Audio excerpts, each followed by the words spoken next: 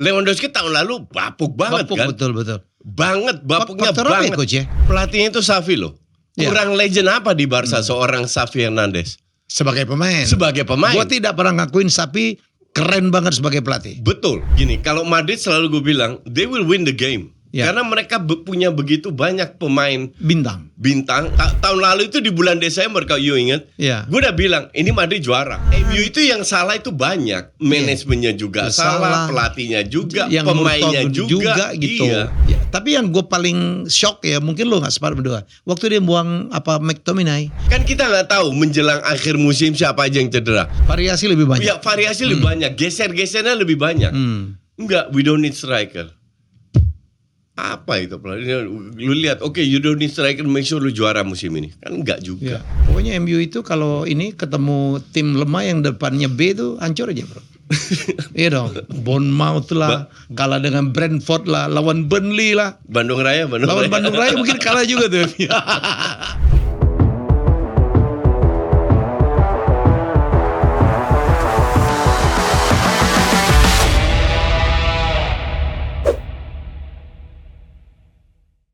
Ya, akhirnya ketemu juga. Berapa lama kita? Sebulan. Koci, jangan jalan gue loh. Koci ke Portugal. Gue butuh liburan. Untuk refreshing. Liburan apa nyari duit? Enggak liburan. Ada kerjanya yang fix kontrak kayak sama Rexona, timnas itu gue harus siaran. Tapi yang lain enggak. Gue gak bikin banyak konten juga. Oke. Ada berapa, tapi suka lah. Lo ngapain di sini ke Portugal? Gue itu ada proyek merealisasikan mimpi 17 anak. Anak yang kurang mampu harus ditekankan di situ. Yang hanya bisa bermimpi untuk main di lapangannya Cristiano Ronaldo. Dan itu direalisasikan sama Bambang Pacul. Jadi ini bukan pembinaan, bukan apa, nothing. Pulang dari situ udah selesai. Kalau seandainya ada yang mau ngambil silahkan. Kalau seandainya ada yang nyangkut ya kita bantu. Jadi kita nggak Pak Bambang Pacul hanya ingin merealisasi karena beliau besarnya di Jawa Tengah kan. Jadi ini anak Jawa Tengah ya? Anak Jawa Tengah. Itu dari 6 residen kita benar-benar yang ikut seleksi ratusan ya. Gua ada 12 tim pelatih yang benar-benar seleksi. Ada yang dari Elite Football Academy diikutin, terus ada yang daftar dari Suratin kita seleksi. Kan gue sempat sebelum gue liburan ke sana. Gue cek oh ya oke. At least mereka tahu apa yang gue inginkan. Para pelatih ini, karena nanti malam ini kan hari Kamis ya, malam ini Abel Xavier datang, mantan pemain Liverpool, AS Roma, datang. Besok kita berdua jam 10 kita ke Solo. Hari Sabtu kita seleksi, kita pilih sekarang ada sekitar 40-an, baru tim gue lapor, ada sekitar 40-an, gue akan ambil 17, gue sama Abel yang seleksi, 17 ini akan berangkat. Berangkat ke Portugal sama gue. Nanti tanggal 20-30. Oh yang kemarin itu persiapan? Yang mana? Yang lo kemarin ke Portugal baru persiapan? Gue kemarin gak ke Portugal. Gue cuma liburan. Orang kaya begitu kan? Gue ke tempat lain. Enggak, gue persiapan itu gue ke Solo. Oke. Jadi Abel datang, kita seleksi. Terus ntar tanggal 20-30 kita ke Portugal. Nah itu gue ikut. Karena gue harus... Dulu gue pernah dengan Renata Was, kayak gitu juga, kita bikin reality show, terus membawa anak-anak ke Chelsea. Oke. Ya, main. Yang berangkat Chelsea, ya. Pokoknya ya dibawa mimpinya lah. Oke, Coach, kita udah lama banget gak siaran, sorry banget karena kesibukan Coach ngabis-ngabisin duit. Ini orang kalau banyak kontrak tuh begitu tuh. Kan tiap tahun you tahu udah 7 tahun beruntun loh. Setahun tiap tahun sebulan liburan. Gila lah. I need that. Yalah haruslah. Apapun lo pantas untuk mendapatkan ya. Gue kemarin sebel banget. Gue kemana? Gue ke Cina. Gue dipanggil Koci. Koci. Gue bilang salah nih. Oke, bedanya banget gitu bedanya. Koci, kita mau bahas apa dulu ya? Barcelona Munchen ya. Jadi UCL ini pertandingannya menurut gue sih gila ya. Gue sih suka ya. Gue suka dengan sistem ini karena dulu kan satu grup 4 tim. Ya. Lu ketemu home and away kan. Sekarang kan enggak. Sekarang 4 away, 4 home, lawan tim yang berbeda. Mungkin gue paham kalau pemain komplain karena jadwal terlalu padat. Dan gamenya jadi terlalu banyak lah. Iya, gamenya jadi terlalu banyak, sangat paham. Tapi kita sebagai penonton, kita enjoy. Karena kita, betul. lihat match yang benar-benar nggak tersangka lah. Cuman kita harus lihat juga bahwa kualitas ini kemungkinan besar akan menurun. Karena dengan padatnya jadwal, pemain capek, Champions League jadi itu, terus ada Nation League lagi. Bukan capek, cedera. Pemain cedera. Dan itu terjadi kualitasnya itu terjadi. Lihat aja Arsenal Barcelona, gue senang banget Madrid, semua.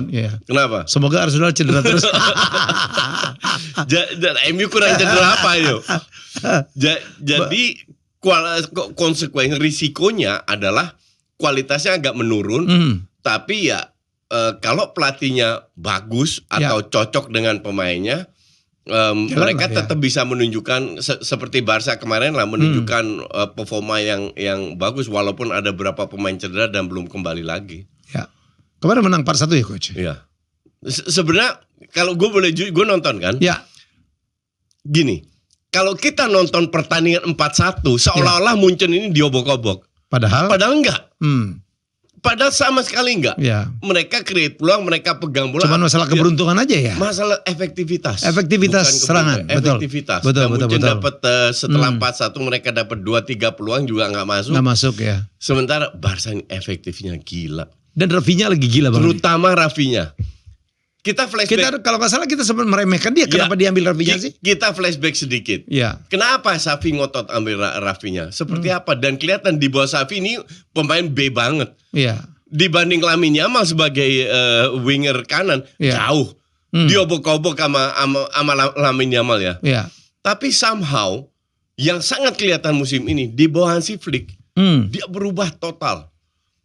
Dia itu kemarin melakukan 19 passing. 12 sampai, which is akurasinya 63%, nggak terlalu banyak. Tapi dari 12 passing yang dia kasih, itu kontribusinya besar. Assist lah, pre-assist lah, apalah. Pokoknya semua yang ibarat semua yang dia sentuh itu jadi gol atau apa. On fire ini. Kalau di basket tuh on fire. On fire-nya. Whole season emang baru 8 pertandingan musim ini, tapi satu musim loh. Dari awal sampai kemarin. Jadi bukan 1, 2, 3 pertandingan, tapi benar-benar satu musim 8 pertandingan, stabil. Semua pertandingan itu stabil. Dan ini gila ini pemain. Sama Lewandowski. Lewandowski tahun lalu bapuk banget kan? Betul. Bapuknya Faktor banget. Apa ya, coach ya? Atau on off aja, atau off day atau on day gitu ya. Kecocokan dengan pelatih. Di sinilah peran pelatih itu diremehkan. Yang meng-create ya. Yang meng-create peluang sinergi. Kita lihat kasusnya Ten Hag, contoh your team. Ten Hag ini kerjanya harus banyak untuk ngebuang sampah-sampah lah kasarnya, ribut dan di dalam ada yang nggak suka dan lain. Sehingga nggak bener-bener klop. Kita lihat contoh kedua Arne Slot. Ini juga gila ya. Siapa yang bisa gantiin Jurgen Klopp sekarang? Dan sekarang menurut gue dia lebih bagus daripada Jurgen dong ya. Untuk awal-awal gini sampai sekarang ini. Karena Klopp langsung nggak banyak yang dirubah, semua diberi kesempatan. Dan pemain happy. Itu yang penting. Itu penting, betul. Itu pemain happy. Dulu kan terakhir kan Jurgen itu dengan pemainnya, dengan si Arab itu siapa tuh salah ribut gitu-gitu ya. Dan Jurgen kan butuh waktu lama. Iya kan, butuh waktu berapa tahun, 2 tahun rombak tahun. Dia mewarisi sebuah tim yang sebenarnya udah cukup bagus. Tapi dibikin bermain efektif dan pegang bola juga, nggak asal counter atau gegenpressing. Nyetel, berani pegang, nyetel. Tiba-tiba Nunez sama Gakpo itu menjadi berbahaya, coach ya. Gravenberch yang tahun lalu nyaris nggak punya, sekarang starter terus, main bagus terus. Siapa sangka? Iya kan? Nah ini yang terjadi dengan Slot terjadi juga dengan Hansi Flick. Hansi Flick, Barca. I guarantee you tidak ada satu fans Barca yang punya harapan tinggi dengan Hansi Flick. Tidak ada satu pengurus Barca yang punya harapan tinggi. Kenapa? Gak ada duit untuk beli pemain. Biasanya pelatih datang minta A, B, C, D ini. Hansi Flick enggak. Dia terima padanya. Olmo doang. Dan itu pun 1 bulan pertama nggak bisa didaftarin. Karena harus dua pemain gitu-gitu lah. Duitnya kan keteter. Tapi kan bintangnya Barca gila dari Lamine Yamal segala macam. Lewandowski masih bahaya. Tapi ini kan bocah baru 7 tahun. Kemarin menang 4-1. 17 bro. Sorry, 17 tahun. Kemarin lawan Munchen menang. 4 pemain usianya 21 tahun. 2 pemain usianya 17 tahun. 5 senior. Yamal, Pau Kubarsi, Balde, Lopez, Bernal, sama satu lagi lah. Itu umurnya baru 21 tahun. Yang tua cuma Lewandowski doang ya. Lewandowski tapi paling bukan tua. sekedar tua dong ya. Rafinha yang senior, Pedri juga 21, sama Pedri juga baru 21 tahun. Oke. 4 pemain 21 tahun, 2 pemain 17 tahun bisa ngalahin Munchen. Munchen tuh nggak gampang loh dikalah. Hansi Flick nggak punya banyak pilihan. Iya. Gue harus bermain dengan pemain yang gue punya.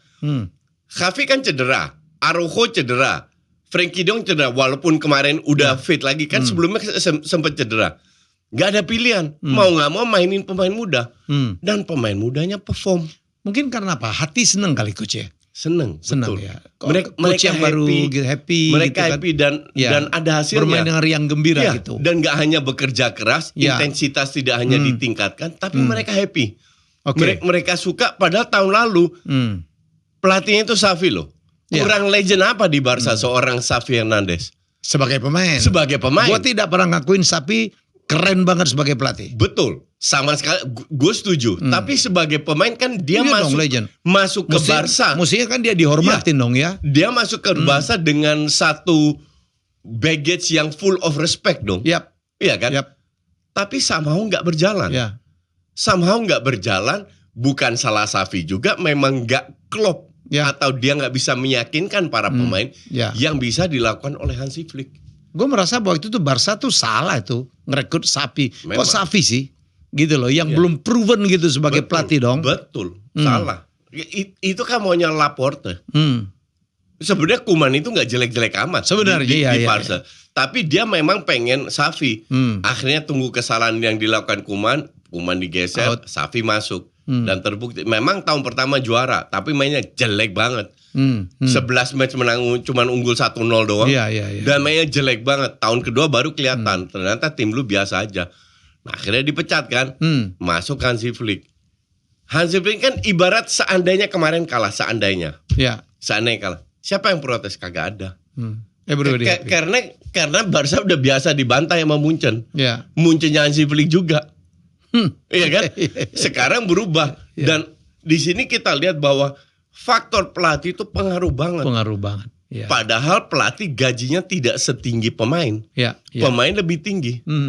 Emang Hansi Flick digaji berapa sih? Nggak bakal banyak. Barca nggak ada duit kok. Nggak bakal di atas Lewandowski dong ya. Contoh, nggak bakal di atas Lewandowski. Tapi pelatih yang bagus dan cocok bisa memegang ruang ganti. Nah, itu buktinya dengan Slot sama Hansi Flick. Kita nggak tahu apakah akan terus ya. Akan terus, tapi at least startnya udah bagus. Coach, kita ke Real Madrid juga yang tidak kalah hebat dalam UCL kemarin ya.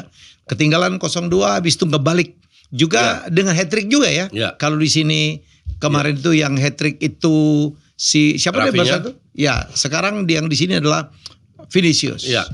Gini, kalau Madrid selalu gue bilang they will win the game. Karena mereka punya begitu banyak pemain bintang dan gue nggak percaya dengan DNA gituan, tapi gue lebih percaya memang pemainnya berkualitas. Cuman gaya bermainnya itu nggak enak untuk ditonton, untuk penonton netral. Terlalu banyak skill individu. Ya karena memang jago-jago dong ya. Memang jago-jago. Bellingham. Betul. Cuman kelihatan banget seperti yang gue bilang, nggak ada Kroos, ini ngaruh banget. Dan kelihatan berpengaruh. But they still win the game. Lawannya not bad loh, Dortmund ya. Masalahnya sampai kapan lu bisa ngandelin skill individu terus? Apalagi kalau Modric cedera, gue mau lihat selesai seperti apa lu. Tapi kan depannya kan bahaya banget Coach. Apa? Pemain-pemain depannya. Betul. Pemainnya sangat berbahaya. Tapi kan mereka juga manusia, punya off day-nya juga. Oke. Kecuali kalau lu bermain dengan sistem 1 cedera, 2 cedera nggak masalah. Tapi pelatihnya apapun kritik lu gitu kan pelatihnya ini bertangan dingin banget ya. Kalau kita lihat hasil, gue setuju. Kalau murni hasil Tapi gue sebagai penonton netral, I have to educate my followers dong. Bahwa ini nggak enak untuk ditonton. Karena tidak berdasarkan sistem, berdasarkan skill individu. Yang penting menang lah. Itu untuk fansnya. Tapi kan mayoritas non fans Madrid kan jauh lebih banyak daripada cuma fans Madrid. Untuk fans Madrid yang penting menang. Untuk kita fans netral nggak enak untuk dilihat. Lebih enak Barca ya. Jauh sekarang. Sekarang jauh lebih enak dilihat Barca. Tahun ini ya. Vini makin matang ya coach ya? Ya, Vini ya mungkin Vini, ya? Mungkin salah satu winger kiri yang terbaik ya. Mungkin yang terbaik di dunia. Pada saat ini gue rasa Vini yang terbaik. Memang ini pemain gila. Ya. Skillnya, tapi ya selama dia cocok dengan Mbappe mah happy aja. Ya. Kan kayak dulu Benzema, Ronaldo dari kiri masuk ke dalam cetak banyak gol juga. Ya. Benzema yang adaptasi sekarang ya sampai kapan? Yang jadi masalah kan nanti kalau seandainya mereka 2-3 match nggak menang, seri-seri nggak usah kalah lah, seri. Nah mulai saling ada omong-omongan, iya.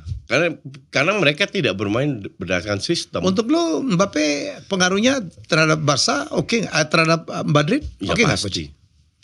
Pasti oke. Cuman ini kan masih awal. Kita juga tahu egonya Mbappe kayak apa. Iya. Nah, Messi jadi sikat. Iya, kalau seandainya stuck semua lagi stuck. Nah, baru egonya bermain. Nah, baru kita lihat. Sekarang kan ada ibarat 2 bintang di Real Madrid, Mbappe sama Vini. Ada 3 lagi dong. Bellingham juga nggak kalah egonya. Bellingham kan orang baru. Ya, tapi nggak kalah egonya betul. Juga gitu. Betul, cuman dia kan masih belum begitu kelihatan dari orang kan nilai dari gol. Apalagi kalau dia taruh di sayap kiri, ya sering main jelek juga. Cuman kalau 2 orang ini kan ibarat mereka nggak main bagus tapi cetak gol, everybody happy. Nah ini yang bahaya, ini yang bisa menjadi bom waktu. Dan untuk 2 pemain nih, Vini sama siapa tadi, Mbappe itu chance sekecil apapun bisa jadi gol ya. Karena mereka punya kualitas, karena punya skill. Iya. Kan berapa pemain sih di dunia ini ya, yang bisa cetak gol dengan sedikit peluang? Haaland, Mbappe, Vinicius. Masih nggak final Piala Dunia Terus siapa lagi? Terus siapa lagi? Nggak ada. Cuma mereka aja. Anthony kali. Anthony jago itu muter-muter. Undur-undur. Anthony Gasing. Oh, Coach, sebentar lagi El Clasico. Madrid ketemu Barca. Ya, ini yang jadi seru karena gue bilang tahun ini Barca sangat bisa ngelawan. Tahun lalu itu di bulan Desember kalau you ingat, gue udah bilang ini Madrid juara. Karena dari permainan itu nggak banget. Tahun ini kan beda. Nah, dengan pemain yang sama mereka bisa bermain sangat berbeda. Madrid ini sangat bisa disingkir. Bukan berarti Barca juara, tapi minimal bersaing sampai hari terakhir. Nah, besok ini menjadi tantangan untuk Barca. Bisa nggak lo menyingkirkan Madrid walaupun main di Bernabeu walaupun sangat bisa, kenapa enggak? Barca sering juga, tapi seandainya kalah Barca masih di rank 1. Jadi bebannya justru ada di Real Madrid. Mereka main di kandang lawan Barca, mereka bisa samakan poin. Yang harus menang itu Madrid. Nah sekarang tinggal Barca, mental lu seperti apa? Tidak punya banyak beban ada di Madrid yang harus bisa perform. Apalagi Courtois cedera, saya dengar ya. Ada berapa yang cedera juga ya? Courtois cedera. Courtois cedera. Yang lain Alaba kalau nggak salah, terus siapa lagi nggak tahu. Oke, ini La Liga tahun ini berbeda banget ya. Kembali 1-2-nya Barcelona Real Madrid too strong ya. Dibandingkan dengan tim-tim lain. Kalau tahun lalu Atletico lah nyempal kata Girona. Yang sempat lihat Girona kemana sekarang? Berminggu-minggu gitu. Sekarang balik ke Stellan Pabrik kali. Tim-tim kayak gitu biasalah. Ya kayak Newcastle sekali main Champions League kembali ke Stellan Pabrik. Aston Villa Goci. Oh keren juga, Aston Villa keren ya. Aston Villa keren. Lu harus lihat Aston Villa ketemu 2 tim lemah. Mereka menang 1-0 lawan Munchen. Habis itu ketemu dua tim. Tim keempat juga tim lemah, nanti masih ada 4 tim yang lebih bagus. Mau lihat gue masih bisa nggak lu berada rank 1? Di Inggris lumayan dia cuy. Apa? Aston Villa. Lumayan lah ya. Ya lumayan. Levelnya lumayan. Lumayan. Ya. Tapi ya it's not bad lah. Mereka mungkin bisa bersaing, tapi gue nggak yakin bisa masuk 4 besar lagi. Ya, yang ngaco tuh MU tuh Coach. MU tuh sekarang uber-ubernya sama Chelsea. Kemarin menang itu gak sih? Main bagus gak kemarin? Gua di babak kedua iya sih, menurut sih bagus, cuman nggak tahu ya efektivitas untuk mencetak gol itu bersoal. Susah ya. Aduh ya Allah. Kayak timnas dong. Create peluang susah cetak gol. Iya itu kemarin lawan Brentford peluangnya banyak banget. Ya tapi susah banget untuk dimenangkan ya. Dan kita lihat ya pemain-pemain rekrutan. Saya sampai sekarang bilang nih, saya agak setuju kalau Ten Hag yang kemarin kita puja-puja, lu puja-puja gitu. He's a good coach, tetapi nggak beruntung coachnya menurut gue sih. Ya, gue sih ngelihat ya tadi dia belum bisa pegang ruang ganti. Dan dia juga gue sih nggak mampu memegang tim besar nih. Ya mungkin. Ya, terlalu besar MU untuk dia. Ya sama kayak bilang Arne Slot itu pelatih apa sih? Dari AZ dia ke Feyenoord nggak ada yang kenal, tiba-tiba dia bisa Liverpool juga kurang besar apa, iya kan? Iya. Jadi apa artinya? Yang jelas Arne Slot bisa pegang ruang ganti Liverpool, Ten Hag nggak bisa pegang belum bisa pegang ruang ganti MU. That's the point. Kalau Ten Hag bisa pegang ruang ganti dengan kualitas yang mereka miliki, itu bisa tapi bermain jauh lebih bagus. Klopp meninggalkan Liverpool dalam keadaan bagus, Coach. Betul. Cuman belum tentu pemainnya cocok kan? Iya. Beda kan? dengan Ten Hag. Dan ternyata cocok. Ten Hag tuh mewarisin dosa warisan banyak banget. Pemain yang salah rekrut. Yang pelan-pelan semua ada Pak Tua itu gue seneng banget waktu Alex Ferguson disuruh udah lalu gak usah ikut-ikutan. Menurut gue ini dulu hebat ya Alex Ferguson. Sebagai pelatih. Gue pemujanya dia. Kita harus yakin bahwa tidak ada pelatih yang lebih hebat dari Ferguson, betul? Sir Alex. Tapi setelah itu kan permainan berubah, Kuci.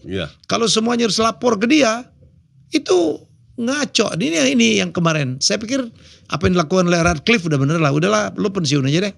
Iya, karena lu boleh datang nonton match saja, cukup. Anytime gitu. Jangan ngasih saran. Saran lu dulu mungkin oke, sekarang udah nggak lagi lah. Nggak, setelah dia yang pengen David Moyes masuk. Iyalah. Hancur-hancuran juga. Gue ingat banget itu dendam gue kepada Ferguson karena waktu itu kita tuh bakal dapat Pep Guardiola. Udah standby itu. Dia ngambil David Moyes. Itu nepotisme banget sama Scotland ya. Iya. Dulu saya udah pernah dengar statement Pep akan ke sana. Ke City.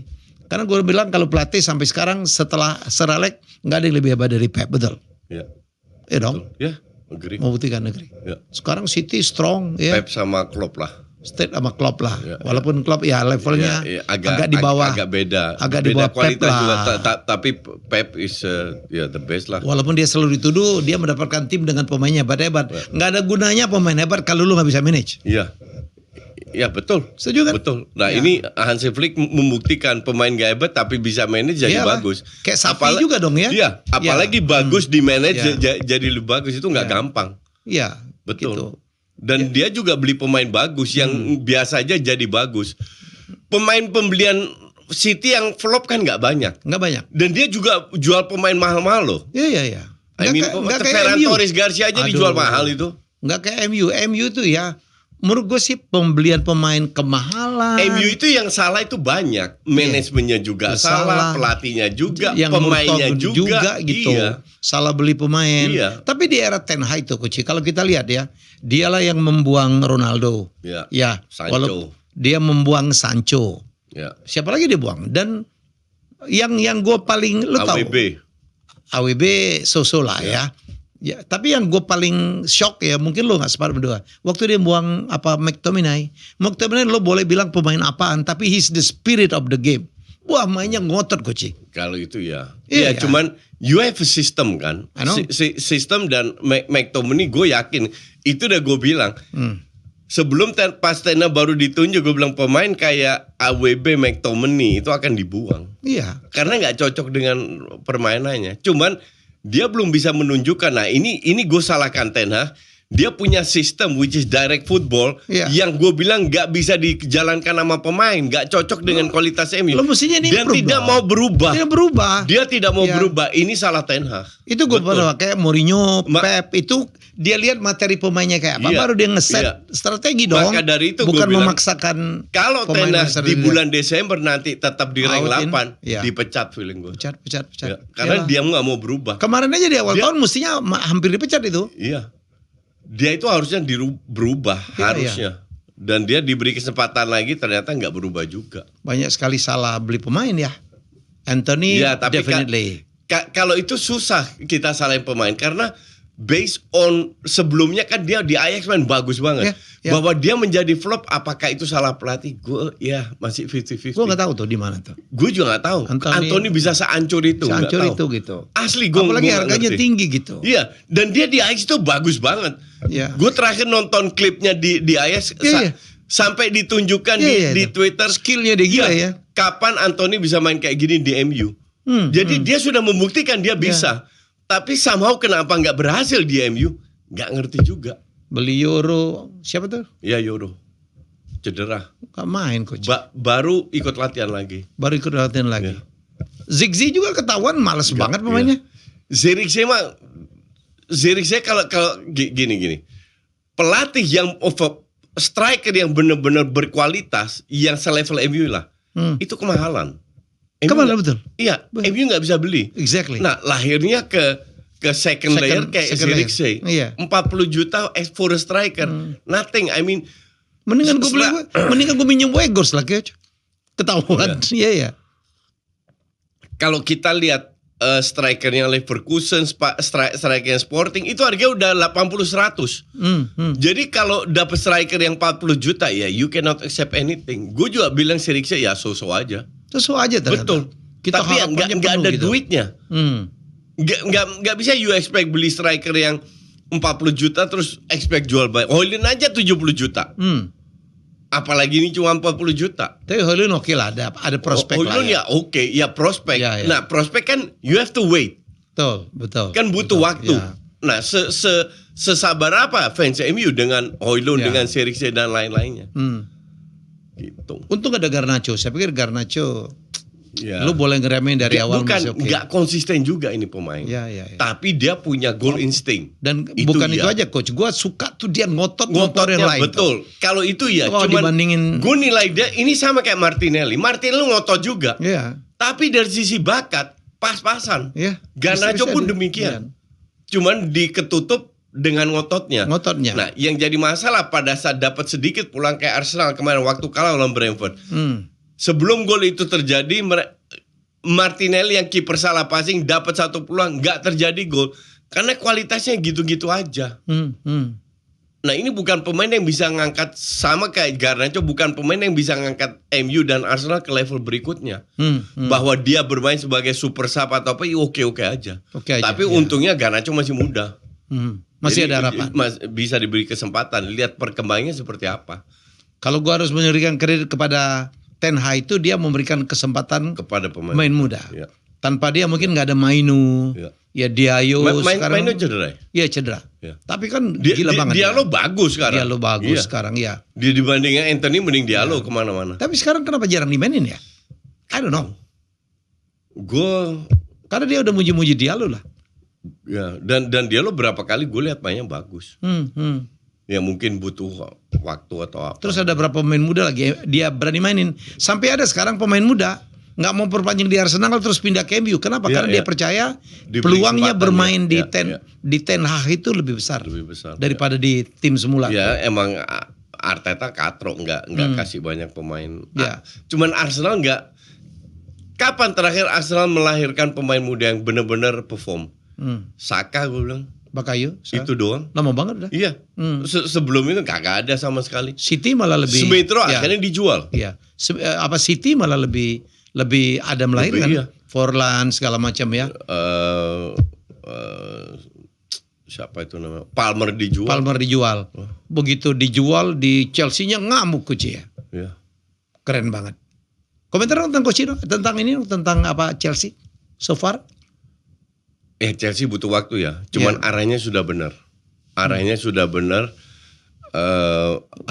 Butuh waktu untuk lebih kompak lagi. Maresca melakukan hal yang bagus lah di Chelsea. Jadi Chelsea nanti bisa bersaing untuk rank 4. Feeling gue 1, 2, 3 untuk Arsenal, City, Liverpool. Tapi Arsenal sekarang banyak cedera ya. Kartu merah gitu. Udah balik lagi si Odegaard sama Saka. Nanti ketemu Liverpool kan. Oke, Arsenal Liverpool siapa yang menang? Kalau Odegaard sama Saka main, Arsenal bisa menang. Tapi kalau kedua itu nggak main selesai. Itu udah kayak tim Brentford aja tuh kalau nggak ada Odegaard Saka. Dan Liverpool lagi gila-gilanya coach ya. Liverpool lagi gila-gilanya. Tapi ya Arteta yakin banget tuh Arsenal menang. Dia bilang dulu lihat Arsenal akan terbang lawan Liverpool. Jadi artinya feeling gue dia tahu bahwa Odegaard sama Saka akan main. Akan main. Ya kalau Odegaard Saka main, itu bisa sangat bisa ngelawan. Tapi kalau nggak ada Odegaard Saka, nggak yakin gue bisa menang lawan Liverpool ini. Dan ini salah satu juga akan menentukan siapa yang jadi juara ya coach ya. Ya, ini enggak juga sih. Ini kan cuma masih satu panjang match. banget lah ya. Dan ini cuma satu match. Kan kita nggak tahu menjelang akhir musim siapa aja yang cedera. Kalau Liverpool pun asumsi salah cedera, Van Dijk cedera, terus Gravenberch cedera, itu ngaruh banget.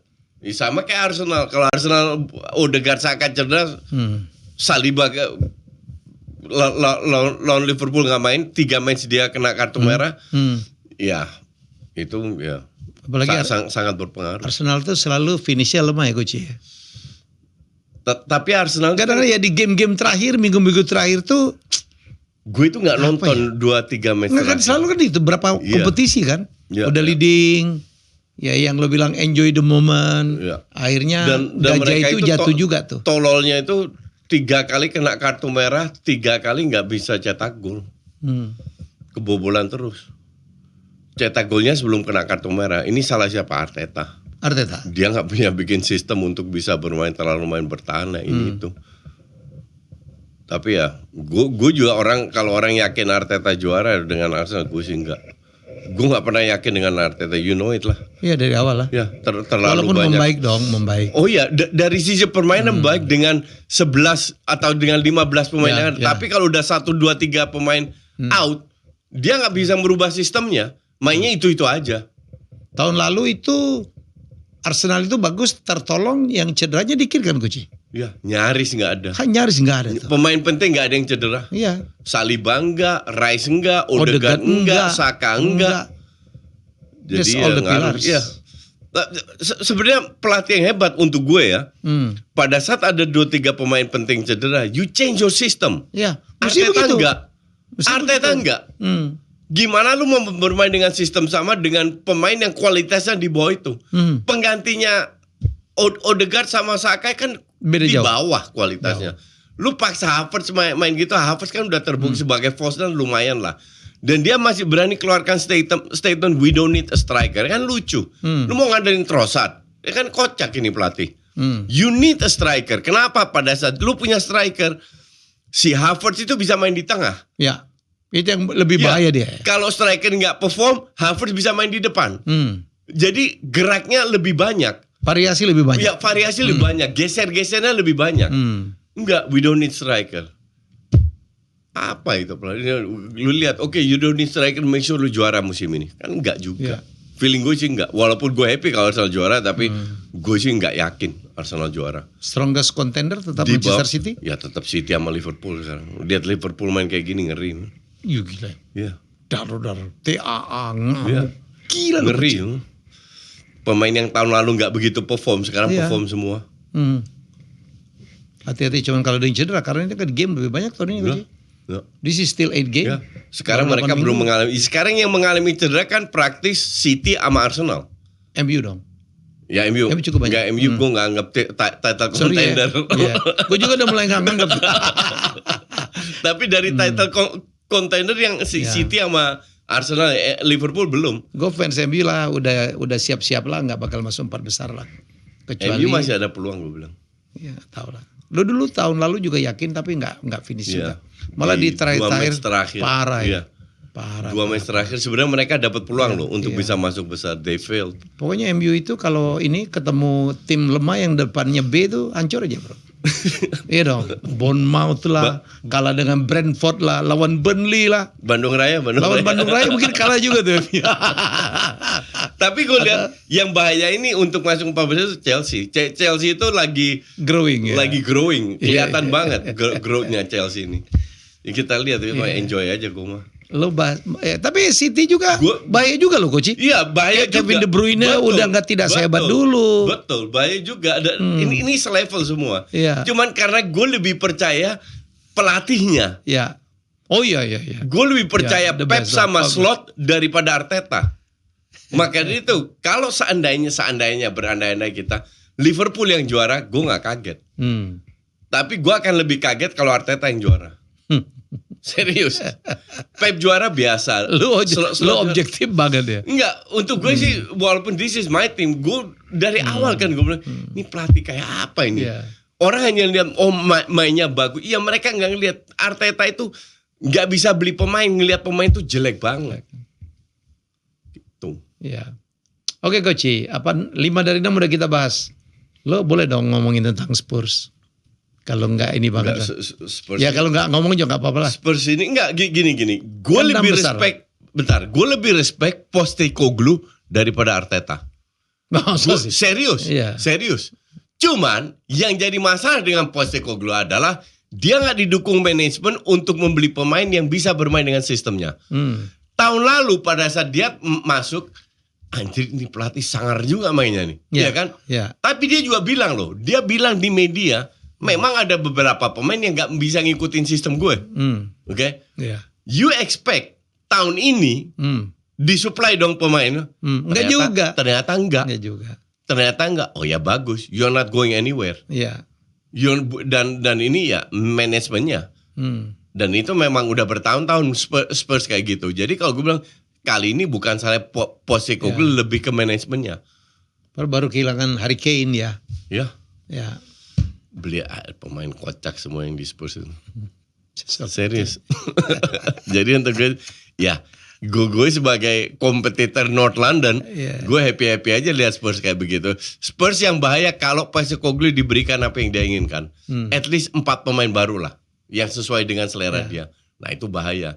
Tapi kalau yang main kayak gini-gini aja, ya segitu aja lah. Ya lucu aja nih tim. Masa 4 besar pun enggak ya? Berat. Enggak. Ya. 4 besar siapa? City, Liverpool, Arsenal. Ya keempat ini sekarang bersaing lah. Ini kan ada Chelsea, tim MU, kayak Chelsea, MU masih gue kasih kesempatan, Aston Villa masih bisa. Tapi pada saat ini yang punya kartu lebih kuat itu Chelsea. Iya. Karena ya pelatihnya itu kan bekas asistennya Pep. Ya.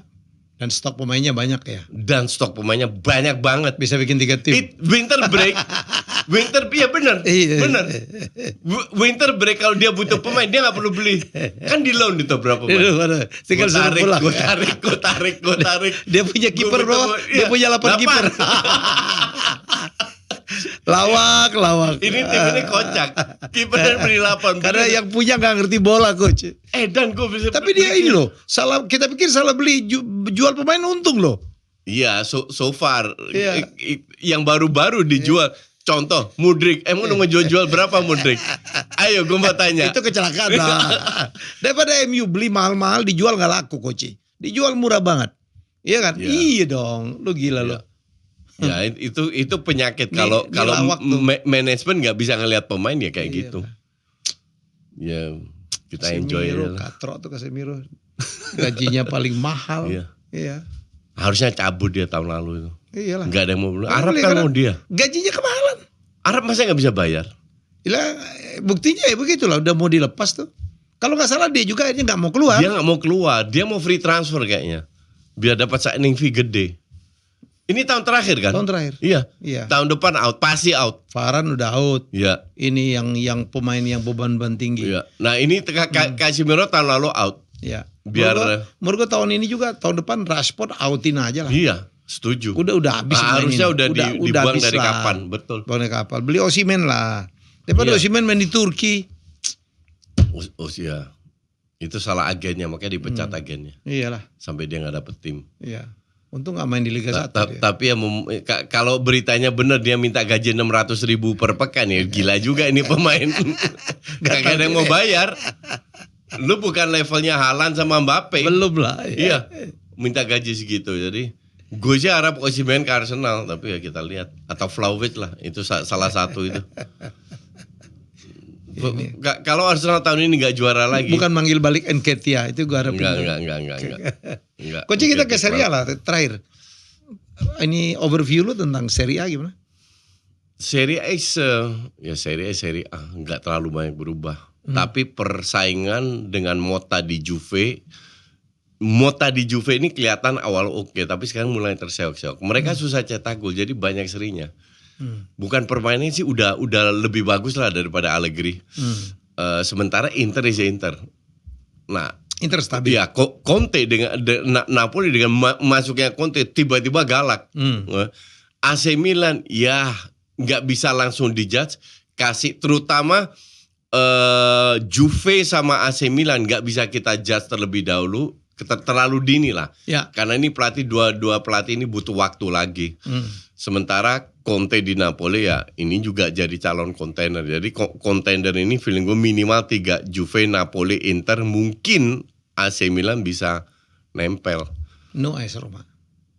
Enggak, baru aja pecat pelatih, ganti pelatih baru, butuh waktu lagi ini itu. Feeling gue sih AS Roma enggak. Gitu. Jadi ya kita lihat seperti apa. Nanti Madrid ketemu AC Milan. Kita lihat AC Milan dia. Dan kita doakan Champions League. Jose Mourinho tetap bertahan di Turki. Ya, nggak akan kemana-mana juga. Nggak akan ada klub mau ambil dia lagi. Udah selesai. Dia berapa liga ya, Coach? Berapa negara ya? Biasanya semua pemain yang ke Turki itu udah karirnya selesai. Kecuali Osimhen, karena dia nggak laku. Dia cuma setahun aja, terus dia masih bisa pindah. Tapi kalau Mourinho nggak akan kemana-mana. McTominay juga gak kemana-mana itu.